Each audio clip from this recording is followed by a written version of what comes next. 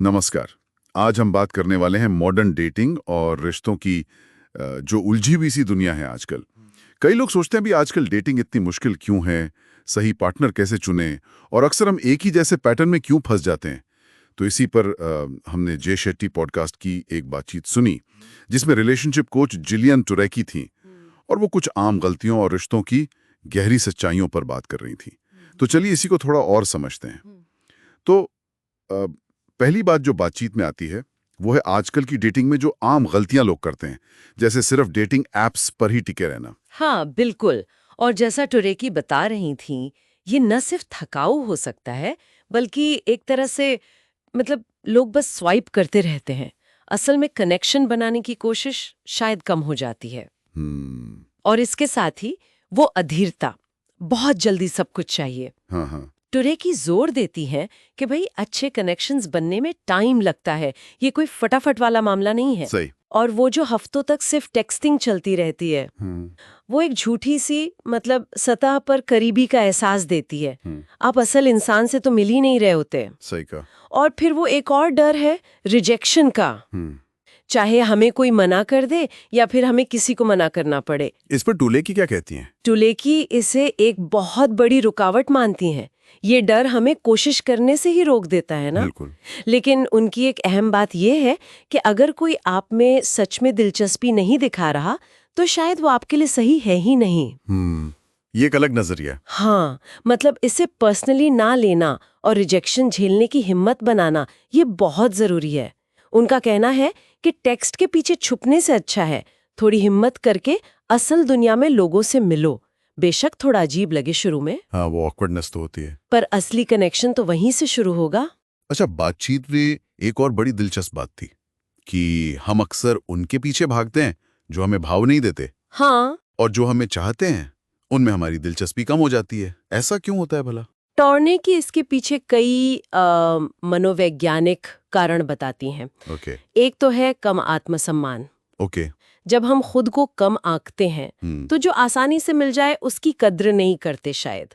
और जो हमें इग्नोर करे उसे हम एक चैलेंज की तरह देखते हैं। उस पर एक परफेक्ट पार्टनर की इमेज बना लेते हैं जो वो असल में होता ही नहीं। और फिर बचपन के कुछ अनसुलझे मुद्दे या गहरी नजदीकी से डर, ये चीजें भी हमें अनजाने में उन लोगों की तरफ खींचती हैं जो अवेलेबल नहीं है। यहीं पर शायद वो बात भी आती है जो टोर्निकी कहती हैं कि ऊपरी चीजों और असली कैरेक्टर में फर्क करना जरूरी है। बिल्कुल। जैसे कोई कितना हैंडसम है या कितना सक्सेसफुल है, जरूरी नहीं कि वो साथी भी अच्छा हो। एकदम सही। टुलेकी इस पर बहुत जोर देती हैं।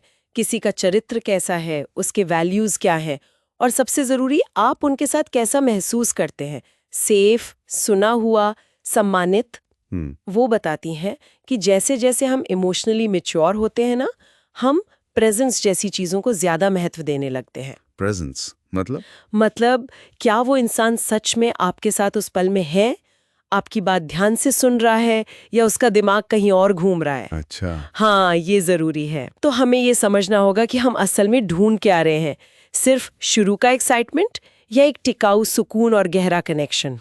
तो अगर टुरेकी के हिसाब से वो द वन या परफेक्ट इंसान जैसी चीज नहीं होती, हाँ, तो फिर चुनाव कैसे करें? ये तो थोड़ा कंफ्यूजन वाला हो सकता है। हाँ, बिल्कुल। टुरेकी कहती हैं कि ये सिर्फ इमोशंस का खेल नहीं है, ये एक सोच समझकर लिया गया फैसला भी है।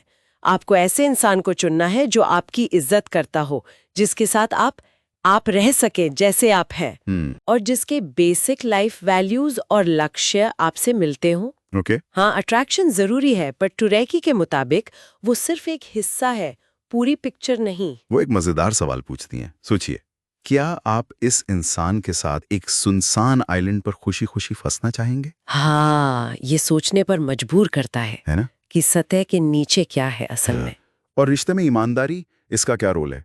कई बार लोग कतराते हैं सच बोलने से, खासकर शुरू में। टुरेकी मानती हैं कि ईमानदारी तो रिश्ते की बुनियाद है, लेकिन हाँ, इसका ये मतलब नहीं कि पहली डेट पर ही सारे राज खोल दें। ठीक है। ये धीरे धीरे होता है, जैसे जैसे भरोसा बनता है। जरूरी ये है कि आप अपनी जरूरतों, अपनी बाउंड्रीज, अपनी फीलिंग्स के बारे में ईमानदार रहें।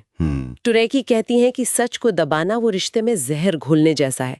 मुश्किल बातें करनी पड़ती हैं कभी कभी, रिश्ते की भलाई के लिए, वही उसे मजबूत बनाती हैं। सही बात। और एक और अहम बात जो टुरेकी साफ करती हैं, आप किसी को बदल नहीं सकते। हाँ, ये बहुत लोग कोशिश करते हैं।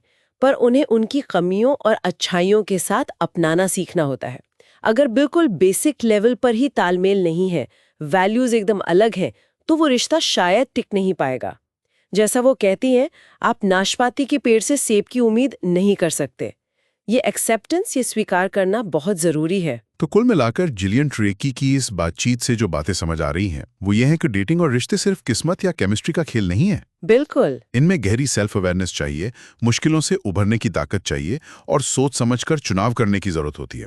हमें अपने पैटर्न समझने होंगे, अपनी जरूरतें पहचाननी होंगी और ये देखना होगा कि लंबे समय में हमारे लिए क्या मायने रखता है। हाँ, और जाते जाते सोचने के लिए एक बात जो टुरेकी की चर्चा से निकलती है, क्या हमारी रिश्तों की इमोशनल उम्र हमारी असल उम्र से मैच करती है? ये क्या मतलब हुआ? मतलब कहीं ऐसा तो नहीं कि हम आज भी अपने 16 साल वाले मन की इच्छाओं और असुरक्षाओं के आधार पर पार्टनर चुन रहे हैं, बजाय इसके कि आज हम एक अडल्ट के तौर पर क्या चाहते हैं और किसके साथ सच में आगे बढ़ सकते हैं? ये तो काफी गहरा सवाल है सोचने के लिए। हाँ, ये सवाल हमें अपने आज के चुनावों को शायद ज्यादा ईमानदारी से देखने में मदद कर सकता है।